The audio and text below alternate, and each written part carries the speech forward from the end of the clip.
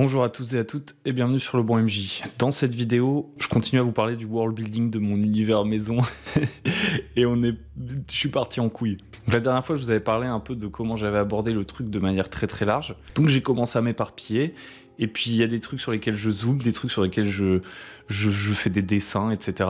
Donc j'ai commencé à penser à des régions, des machins, des trucs assez concrets. Mais dans cette vidéo, on va pas du tout parler de ça. On va parler d'un des aspects dont souvent on dit qu'il sert à rien, mais moi j'adore, c'est l'aspect un peu métaphysique. Dans le mot métaphysique, on a méta, donc on a métaplot.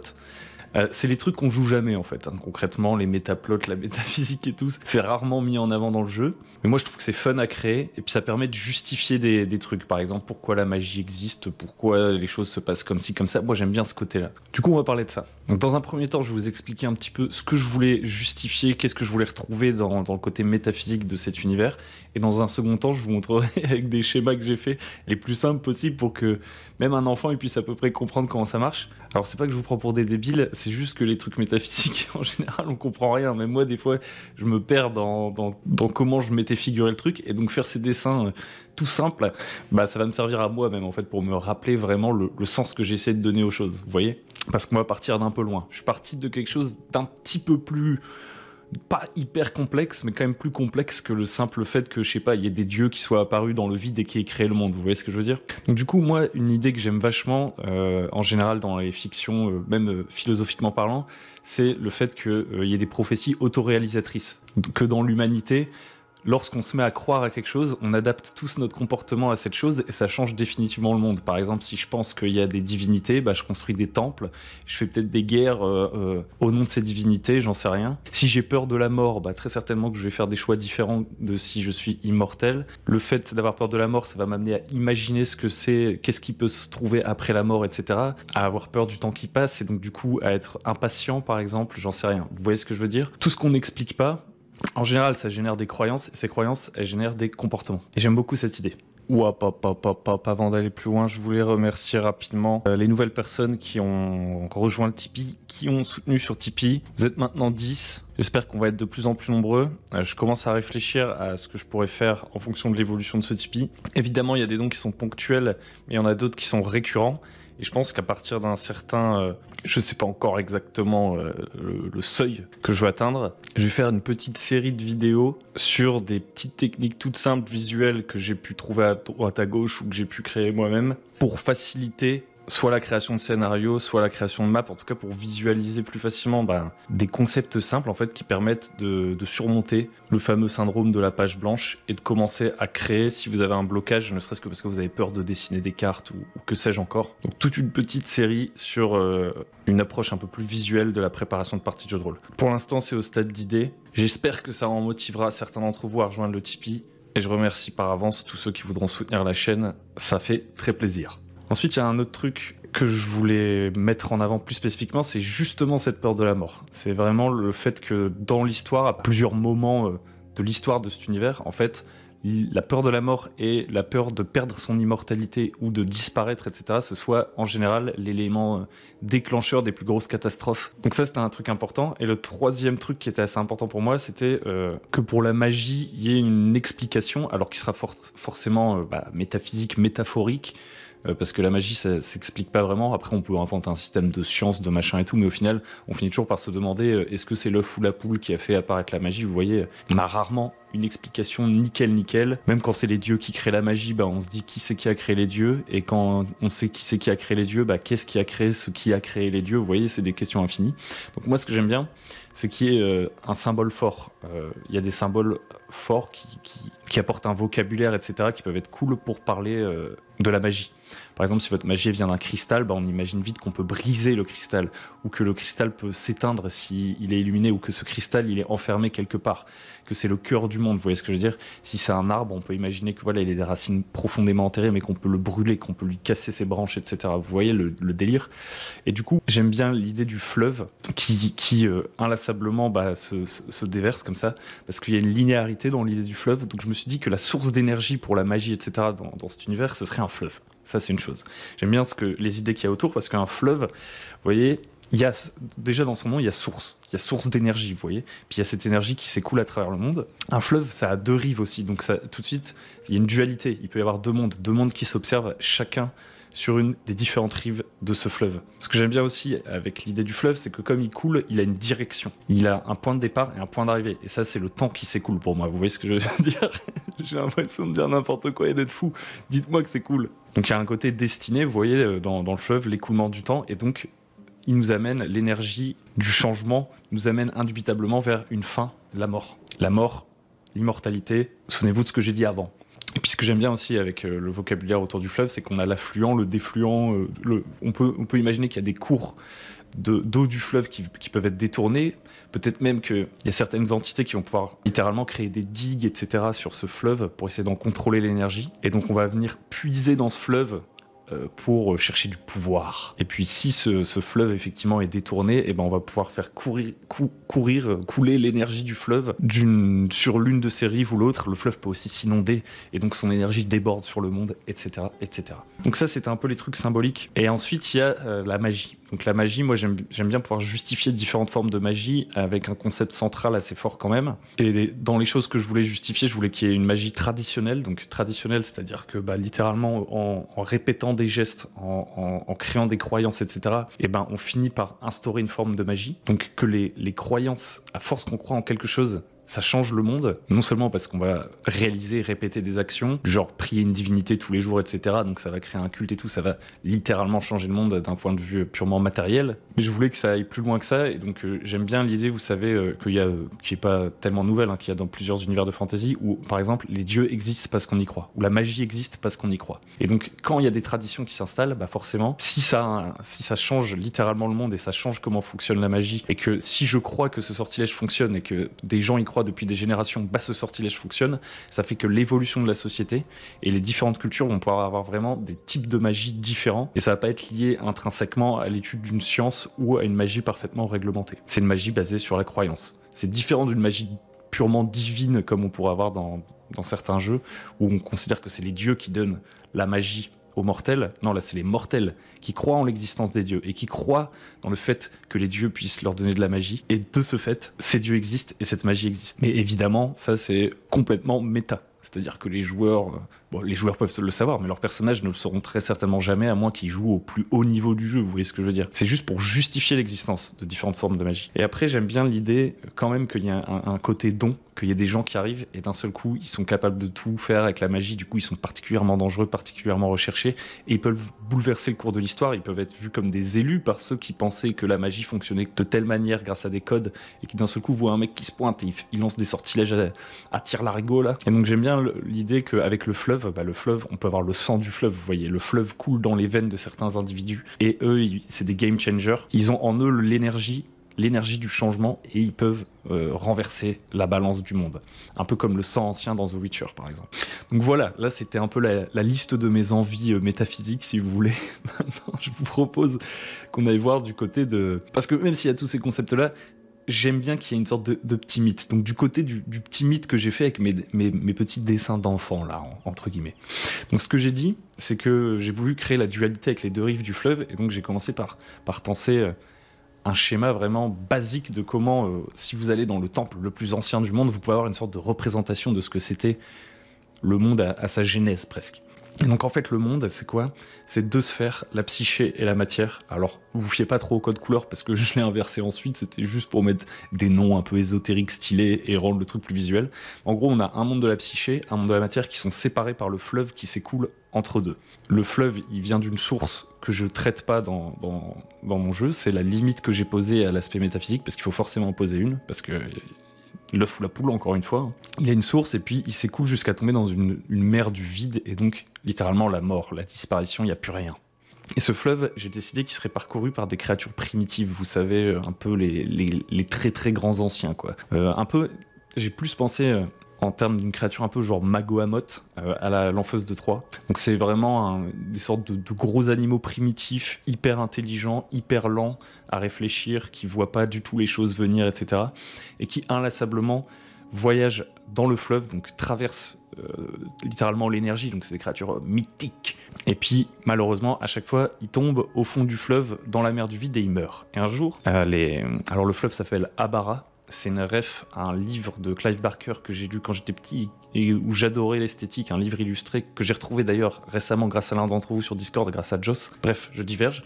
Donc le fleuve, je lui ai donné ce nom-là, c'est la ref, donc il s'appelle Abara, et les grosses créatures qui naviguent dessus, là, les sortes de Magohamoth, c'est les Abari. Et ouais, original. Et donc, les Abari, au bout d'un moment, ils finissent par avoir peur de la mort. C'est le premier des péchés.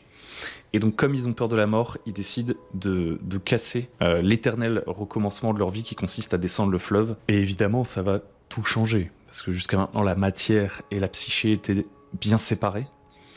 Et donc, les Abari, ils vont décider de construire une digue au bout du fleuve, une sorte de barrage pour empêcher l'énergie du fleuve de s'écouler dans la mer du vide et que eux tombent inlassablement dans cette mer du vide. Et du coup, le fleuve va déborder et il va y avoir des défluents comme ça et ça va créer des sortes de petits lacs et l'énergie va s'écouler sur les deux rives du fleuve, du côté de la psyché et du côté de la matière.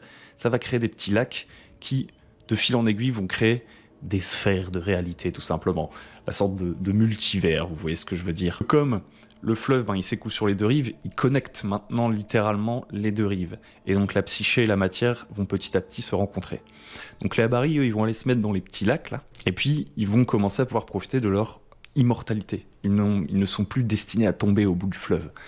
Et voilà, comme c'est des créatures très très lentes d'esprit, mais très intelligentes, mais beaucoup trop lentes d'esprit par rapport à la vitesse à laquelle change le monde autour d'eux, surtout depuis qu'ils ont fait déborder l'énergie du changement du fleuve, ils passent leur temps comme ça. Et puis ils voient pas venir le fait que finalement, le mix psyché-matière, ça va apporter une sorte d'ordre et changer le monde, parce que jusqu'à maintenant la matière elle était inerte ou chaotique, peu importe finalement, ça, on s'en fout un peu de ça. En gros la matière n'était animée par rien du tout, n'avait aucun sens, et la psyché c'était juste une vague conscience. Vous voyez, c'était des idées mais absolument pas fixées. Les deux rives étaient dans le chaos. Et puis en fait, le fait que la psyché et la matière interagissent, ça donne du sens aux choses. Les choses commencent à avoir des noms. Le rocher, jusqu'à maintenant, c'était juste de la matière inerte. Et là, maintenant que la pensée peut se connecter à ce rocher devient un rocher, vous voyez ce que je veux dire? Et comme ça, petit à petit, le monde se crée, et puis la vie, grâce à l'énergie qui s'écoule dans le monde, et on obtient des races mortelles primitives, et des pensées primitives. Et ce qu'il faut bien comprendre, c'est qu'à partir de ce moment-là, mon idée que voilà, les croyances peuvent faire exister des choses de part et d'autre du fleuve, ça se met en place. Il y a une sorte de logique, même si c'est assez ésotérique. Et donc du coup, les pensées des mortels vont forcément avoir un impact sur la sphère psychique et peut-être faire apparaître des concepts, des choses plus formées. Les émotions ressorties par les mortels vont peut-être aussi créer des entités lointaines dans la rive psychique. Et de la même façon, cette sorte de noosphère, la noosphère, je crois, c'est un concept, je sais plus qui l'a inventé, mais c'est l'idée qu'il y a un endroit où toutes les idées se retrouvent. Cette sorte de noosphère va pouvoir influer sur le monde également. Quand les gens vont faire des rêves, des cauchemars, en fait, ça va les relier au monde de la psyché, et les rêves et les cauchemars vont très certainement déterminer d'une certaine façon leur comportement, leurs peurs, leurs émotions, et ça va influer sur leur comportement, et en fait, les deux mondes vont se répondre à partir de maintenant. Donc les mortels, ils pop, et les Abari, qui voient les mortels et tout, ils se disent on va quand même les surveiller. Et donc ce qu'ils font, c'est qu'ils enseignent aux mortels des traditions. Et c'est là c'est la deuxième erreur après avoir eu peur de la mort et avoir créé la digue. Ils créent des traditions, ce qui fait qu'il y a des schémas, des patterns qui se répètent dans les croyances des mortels. Ce qui va solidifier certains concepts dans la sphère psychique. J'espère que vous arrivez à me suivre. Et ce qui va faire que, au-delà de vagues émotions et de leur instinct, les mortels vont commencer à vraiment formaliser des idées. Par exemple, il faut se coucher à telle heure, il faut se lever à telle heure. Ils vont commencer à observer les cycles, etc. En gros, les Abari vont essayer de codifier la vie des mortels. Les mortels vont développer des croyances autour de ces codes, et ces croyances vont générer des entités qui vont les incarner, des divinités tout simplement.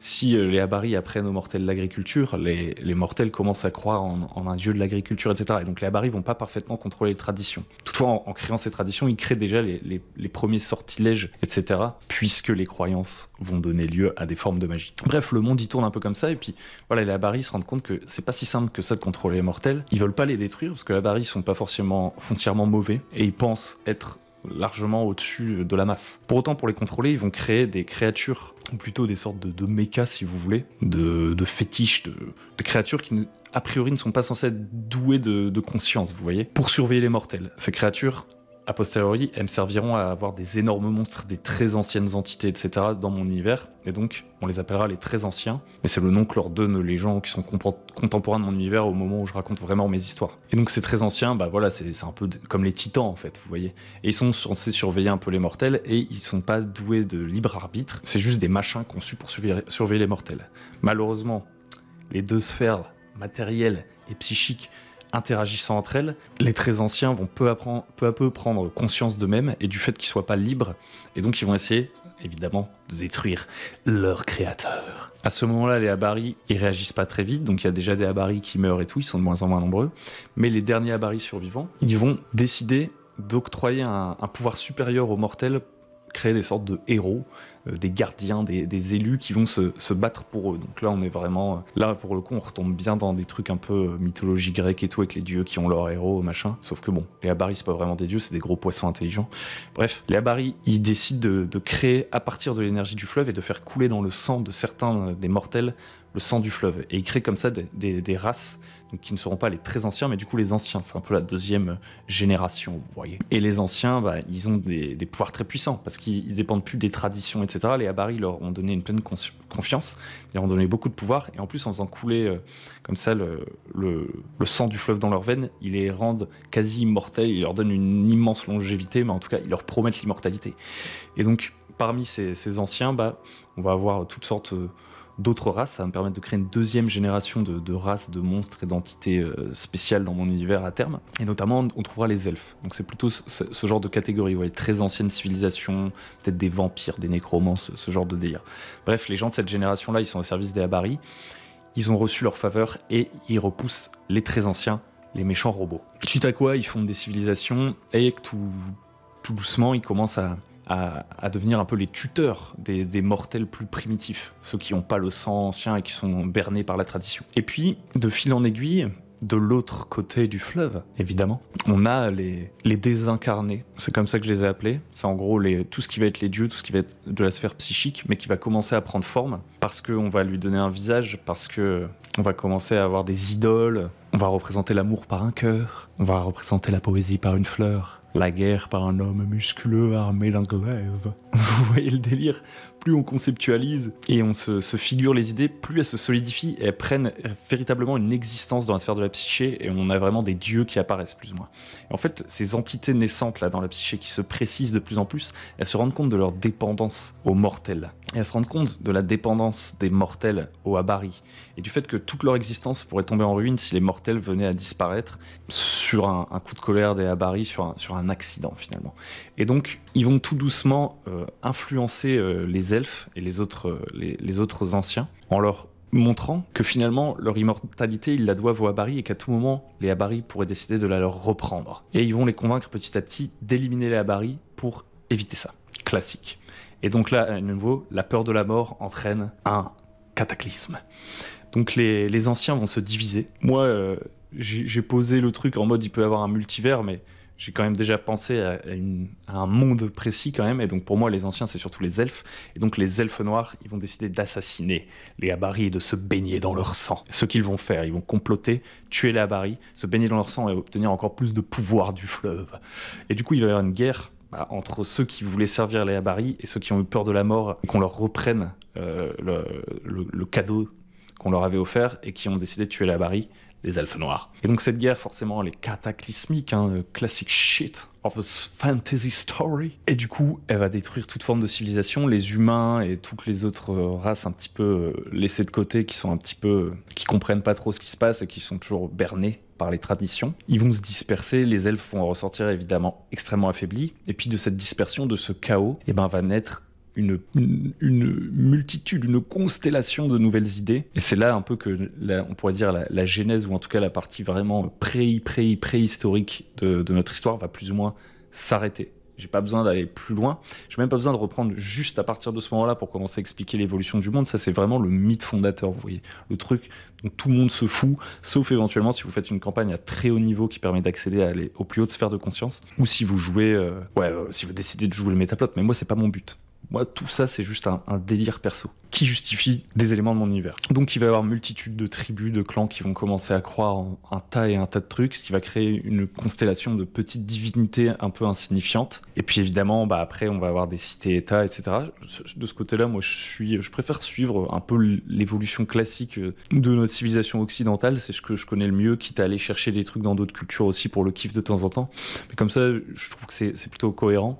Et donc en fait, le monde changeant, les croyances changent, la magie change. Et en fait, ce que je trouve intéressant au final avec tout ça, c'est que le fait que les croyances et le monde physique et la magie, tout ça, ça se répondent, ça pose justement la question de l'œuf ou la poule. Et c'est ça qui est marrant. Si toutes les personnes qui vivent dans ce monde savent parfaitement comment il fonctionne, c'est moins marrant. Elles se tapent plus dessus, elles ont plus besoin de croire en des choses différentes. Là, du coup, les gens les plus érudits de cet univers, s'ils venaient à étudier toute cette mythologie et tout, qu'ils arrivaient à accéder à la connaissance des elfes, qui elle-même est déjà fragmentaire après des milliers et des milliers d'années de temps passés, ces gens les plus érudits, ils vont pouvoir débattre. Vous voyez, ça va pouvoir créer des questions. Est-ce que finalement, c'était la volonté des Abari, tout ça?